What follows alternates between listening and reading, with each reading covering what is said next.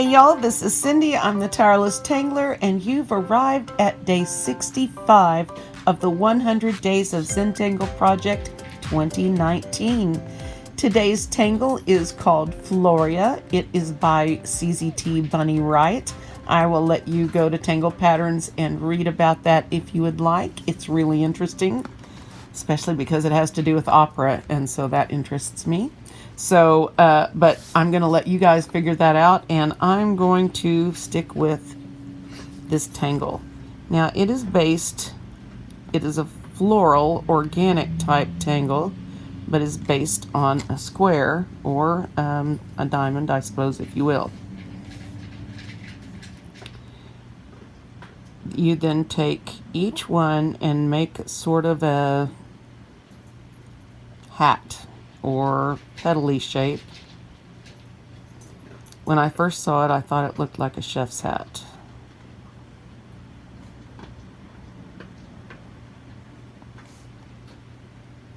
Okay. The next step, forgot the glasses. Here we go. The next step is an echo line. You're going to start with the existing line, come back, make sort of an echo of it up there at the top, and then come back and join the line again coming down. Doing that the same on each. And as you can see, you've increased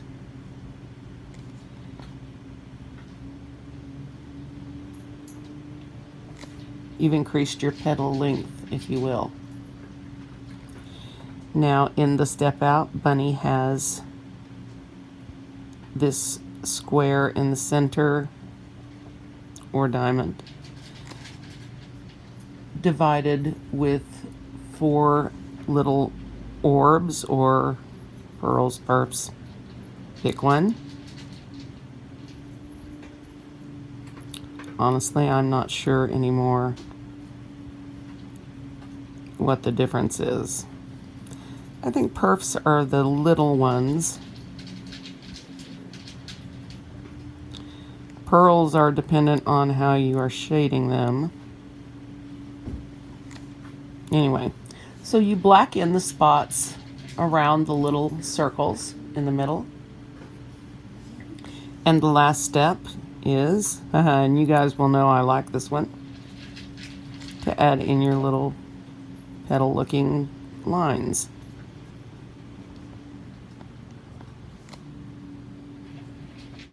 So this is your basic Floria shape.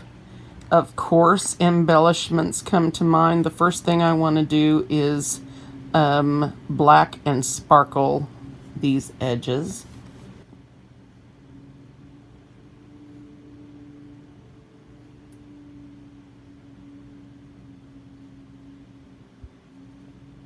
See if I can do a little bit better job than this.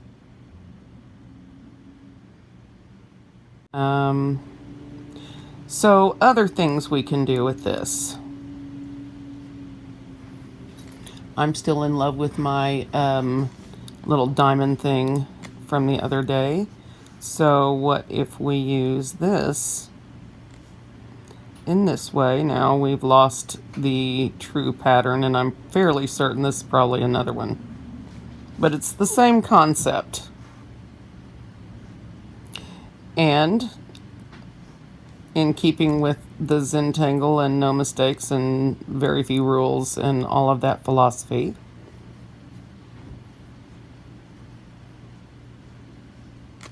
I think it's fine. And you can still do your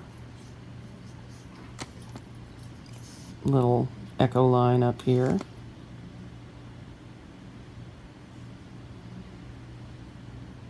And then you have a very different look for it, but still the same basic thing.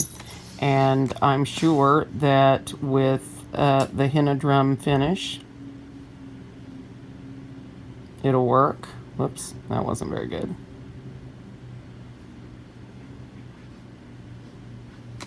Drawing through the viewfinder again, guys. You could also aura this inner part and get a little separation for the center if you wanted. Let's see if we can R this, or echo this like we're supposed to. And then come down. Well, that's not as pretty, is it? With the henna drum variation. This is basically the way most flower patterns are started, except generally the center is round instead of square. But this is a very fun pattern. You can certainly overlap it as I did right here.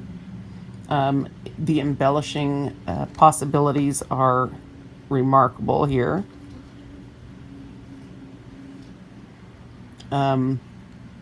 She, in her step out on tangle patterns, I think, had that ripped screen thing going across here. So really, anything you want to do with these shapes, you can, and this makes this such a lovely pattern.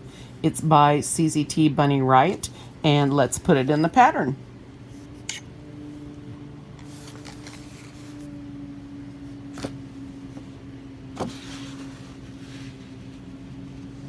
All right. I do love a nice floral pattern.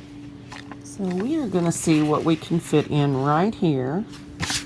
And I think what I want to do is do one or two larger and then maybe fit some in as a background. We'll see what happens. Or maybe just one with a few in the back. Let's start here. Sorry about the lawn noise next door.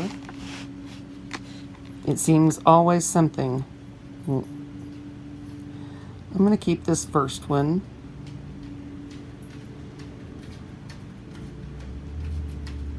Fairly true to the step out.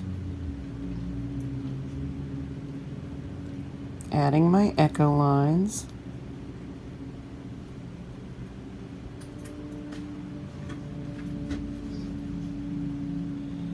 I'm going to go ahead with the circles and blacking in the negative space, even though I didn't leave myself much room here.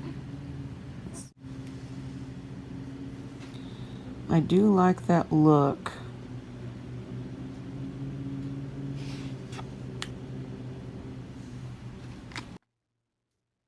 The blacked in look on the echo line.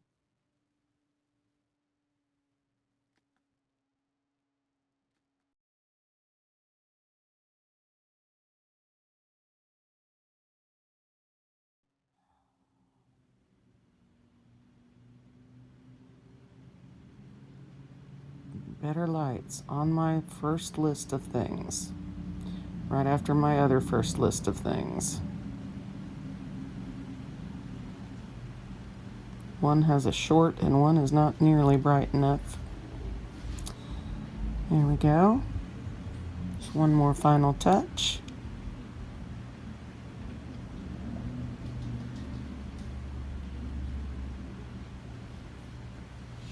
And now I am going to have a little fun. Let's see what else I can come up with here. Now I intentionally want to create some overlap here, and I'm going to do a slightly different style on the fill here. Much more organic. Just a few hatch marks here and there. And finishing it out. Oops. Letting these lines be very wiggly. Okay, let's do a couple more in the smaller. And as it gets smaller, the amount of detail, of course, is going to go down too. I think I'll put a few more in here, putting them more closely in. We'll give this a much more dense look.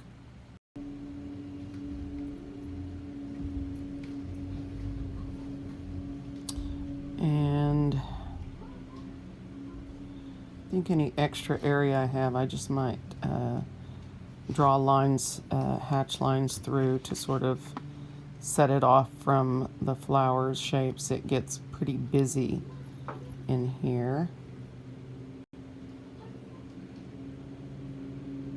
Just vary your shapes and your placement to suit you.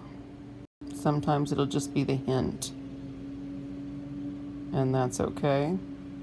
Usually the eye will believe what you tell it to believe, so just go for it. I really like these all densely packed. You could also do this in ribbon form, just by putting one right after the other, maybe overlapping them slightly. Oh, that's so pretty. Really, really pretty pattern, and I really like this. This reminds me of, oh, what is that pattern called? The 4-leaf clover one. It's very similar to this. It'll come to me, or one of you smart people will put it in comments for me. Thank you in advance.